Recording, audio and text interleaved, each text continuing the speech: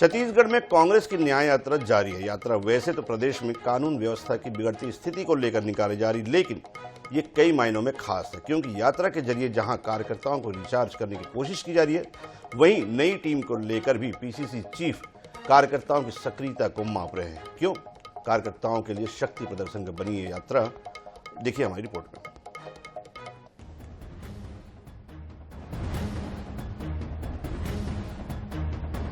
छत्तीसगढ़ कांग्रेस की 6 दिनों की यात्रा में कांग्रेस के अमूमन तमाम नेता शामिल हो रहे हैं।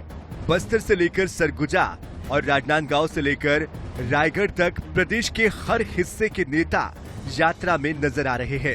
इतना ही नहीं, विधायकों और पूर्व विधायकों की सक्रियता भी बैनर, पोस्टर से लेकर स्वागत और व्यवस्थाओं में देखते ही बन रही है। दरअसल न्याय यात्रा में शामिल होने को लेकर कार्यकर्ताओं की होड़ के पीछे पीसीसी की नई कार्यकारिणी है, जिसका गठन जल्द ही किया जाना है। कई जिलों में अध्यक्ष बदले जाने हैं। प्रदेश पदाधिकारियों के रिक्त पदों पर नियुक्तियां भी होनी है। यही वजह है कि कार्यकर्ता भी बैच की नई टीम में जगह बनाने के लिए एड़ी चोटी का जोर लगा रहे हैं। ऐसे में कांग्रेस की न्याय यात्रा कार्यक्रियता साबित करने का सबसे बड़ा माध्यम बनी हुई है। दूसरी ओर पीसीसी चीफ दीपक बैज भी इस यात्रा के माध्यम से कार्यकर्ताओं की सक्रियता का बारीकी से असेसमेंट करते दिखाई दे रहे हैं।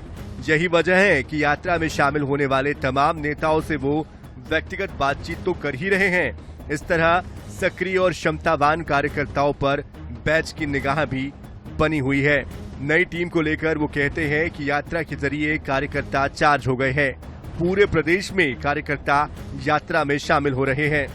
तमाम कार्यकर्ताओं ने मिलकर संयुक्त रूप से इस कार्यक्रम को ऑर्गेनाइजेशन किया है, बेहतर किया है और शानदार तरीके से जनता से मिलते भी आए हैं। हाँ, कार्यकर्ता भी सक्रिय हैं, उनको भी देख रहे हैं हम लोग, तो अच्छा है। इस बहाने कार्यकर्ता भी सक्रिय हो गए, आ रहे हैं पद यात्रा में। मतलब प्रदेश के कोने कोने से, बस्तर से लेकर सरगुजा तक, मोहल्ला मानपुर से रायगढ़ तक सभी जिलों से कार्यकर्ता आए हैं और 6-6 दिन पैदल चल रहे हैं। तो ये सबसे बड़ी बात है हमारे लिए, और कहीं न कहीं जोश और जुनून तो कार्यकर्ताओं का देखता ही बनता है। पीसीसी चीफ दीपक बैज ने यात्रा के माध्यम से जहां कार्यकर्ताओं को एक्टिव करने की रणनीति बनाई है, तो वही कार्यकर्ताओं को सेल्फ असेसमेंट का अवसर भी दिया जा रहा है। इस तरह नए लोग भी उनके साथ जुड़ रहे हैं। साथ ही पुराने कार्यकर्ताओं की सक्रियता का अंदाजा भी हो रहा है। अब इन तमाम एक्सरसाइज का पार्टी को कितना लाभ होगा और कब तक टीम बैच पर मुहर लगेगी, ये आने वाले वक्त में जरूर देखने वाली बात होगी। गौरव शर्मा, INS 24/7 रायपुर। तो न्याय यात्रा के बहाने कितने निशाने और कितने साधक, ये सबसे बड़ा सवाल है जो आमतौर पे इस दिनों सियासी सवाल उठ रहा है। जनक ध्रुव हमारे साथ जुड़े हुए हैं, कांग्रेस के विधायक हैं। ध्रुव जी, बहुत बहुत स्वागत है आपका हमारे INH न्यूज में। धन्यवाद। ध्रुव जी, कई तरह के सवाल उठा रहे हैं यात्रा को लेकर। पहला सवाल ये कि जो टुकड़ों में बटी हुई कांग्रेस थी, क्या उसे जो है वो एक साथ मिलाने की कोशिश है? जो कार्यकर्ता हार से जो है वो निरुत्साहित थे, उन्हें उत्साह जो उनमें नया जो है वो रिचार्ज करने की कोशिश है। और सबसे बड़ा सवाल ये उठाया जाता है कि अगर जो एकजुटता अभी दिखा रहे हैं कि भूपेश बघेल, TS सिंहदेव, चरणदास महंत जी, सारे तमाम मंत्री, दीपक बैज जी एक मंच में आकर यात्रा निकाल रहे हैं। ध्रुव जी, सबसे बड़ा सवाल ये उठा रहे हैं लोग कि यही एकजुटता अगर मान लो चुनाव पहले दिखाई होती तो शायद आप वापस सत्ता में होते।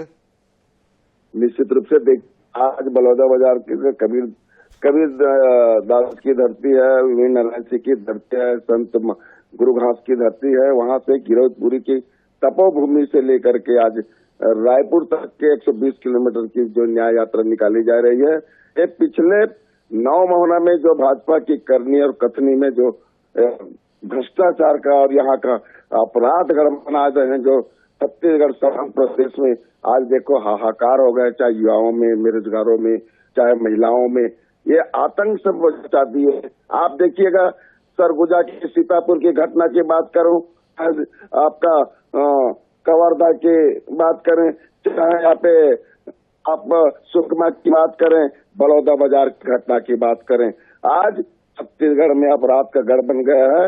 और इसी को लेकर के आज हमारे प्रदेश कांग्रेस कमेटी के निर्देशानुसार, दीपक बैज के निर्देश पे आज पूरा छत्तीसगढ़ के कोने कोने के लोग आज इसी न्याय को मांगने के लिए, बेरोजगार अपने हक और लड़ाई को मांगने के लिए बेरोजगार हाहाकार हो गए हैं। ये तो आपने बता दिया जनक ध्रुव जी, लेकिन मेरा सवाल जो था वो आपने उसका जवाब नहीं दिया कि क्या ये कार्यकर्ताओं को रिचार्ज करने के लिए यात्रा है, या फिर कहीं न कहीं जो धड़ों में बटे हुए थे आपके नेता कि सिंहदेव जी अलग जा रहे हैं, भूपेश जी अलग जा रहे हैं, महेंद्र जी अलग जा रहे हैं, उनको जोड़ने के लिए ये यात्रा जो है वो ज्यादा कारगर साबित हो रही है?